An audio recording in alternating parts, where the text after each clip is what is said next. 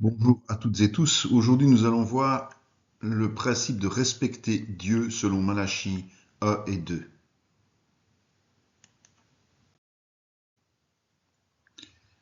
Aujourd'hui, quel chrétien et sacrificateur de Jésus-Christ ne respecte pas son employeur? Lorsqu'il donne un ordre, nous l'exécutons parce qu'il est logique pour nous de lui obéir. De même, si nous sommes contrôlés par un policier, nous ne prendrons pas la fuite, nous obtempérerons. Dieu, notre Père, s'étonne de ne pas toujours recevoir ce même traitement. Le Fils, notre Maître, est aussi souvent dédaigné. La question principale est pour quelles raisons exécutons-nous les ordres venant du monde et pas ceux de Dieu et de ses serviteurs? Certainement, nous devons respecter nos employeurs et les autorités, mais au-dessus de tout cela, Dieu nous demande de le respecter, de le craindre. Honorer Dieu, c'est lui obéir, faire sa volonté. Nous sommes tous sacrificateurs de Jésus-Christ. Souvent, nous semblons ignorer que nous méprisons Dieu lorsque nous n'obéissons pas à sa parole, lorsque nous regardons à notre confort personnel plutôt qu'à lui, ou encore que nous vivons dans le péché. Pourtant, c'est la réalité.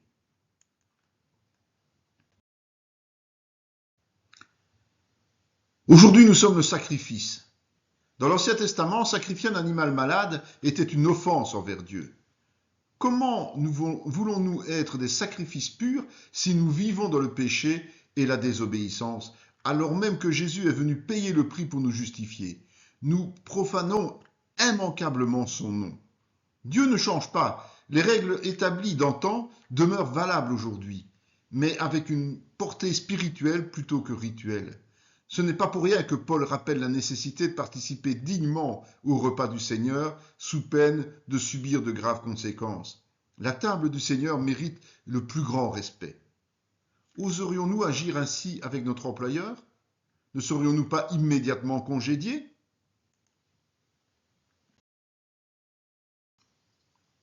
Dieu donne la solution. Prier et implorer son pardon. C'est à nous de bouger, pas à Dieu ni au ministère. Il nous recevra favorablement si notre cœur est sincère et si nous avons vraiment l'intention de changer. Mais si nous nous obstinons, il ne nous recevra pas. Qui prendra la peine de s'isoler des choses du monde et de sa propre chair pour servir réellement Dieu? Jésus ne nous a-t-il pas enseigné de nous enfermer dans notre chambre pour prier? Participer au culte et aux activités de l'Église n'est pas nécessairement le signe visible de notre soumission. C'est la disposition de cœur qui prévaut. Si nous n'agissons pas de la sorte, en n'étant pas à la lumière du monde, Dieu ne prend aucun plaisir en nous. Dieu n'a aucun besoin de nous. C'est une grâce que d'être appelé à le servir.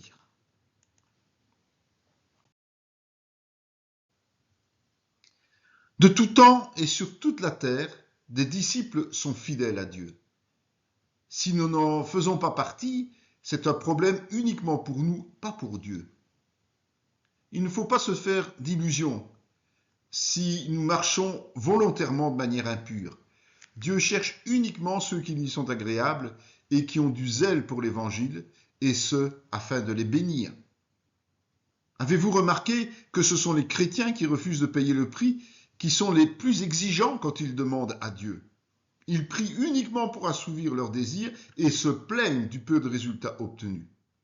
Contrairement à ce qu'ils prétendent, ce n'est pas la table de Dieu qui est souillée, ni celle de la Sainte Seine, mais eux-mêmes.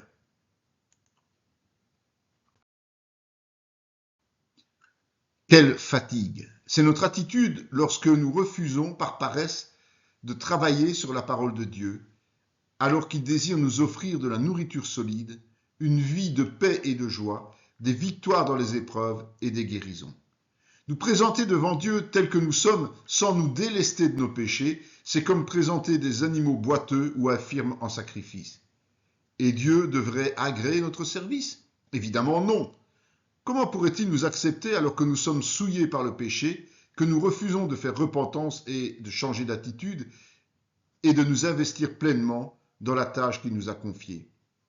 Si nous ne sommes pas en paix et joyeux, c'est parce que nous nous offrons au Seigneur comme un animal chétif, c'est-à-dire incapable de nous battre pour l'œuvre de Dieu, d'intercéder avec efficacité et de remplir notre rôle dans le corps de Christ. Pourtant, nous avons tout reçu pour être des chrétiens forts, avec la puissance de Jésus, afin de déplacer des montagnes et vaincre les épreuves qui sont devant nous.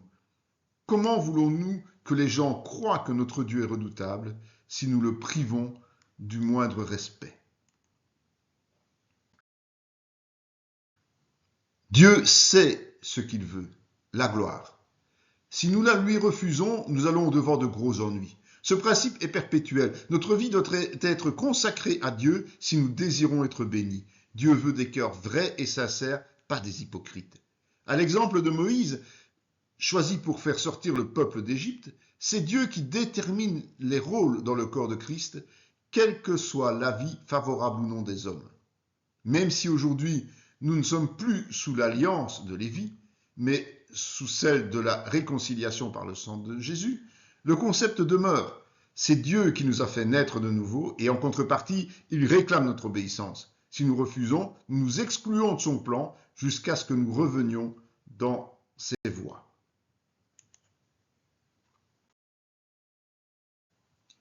Les deux alliances ont d'ailleurs les mêmes caractéristiques. Dieu nous offre la vie et la paix pour que nous le respections en apprenant, en gardant et en appliquant sa vérité. Ainsi, pour nous aider à comprendre, examinons notre relation avec les gens du monde qui ont autorité sur nous et nous saurons alors comment nous comporter mieux encore envers Dieu.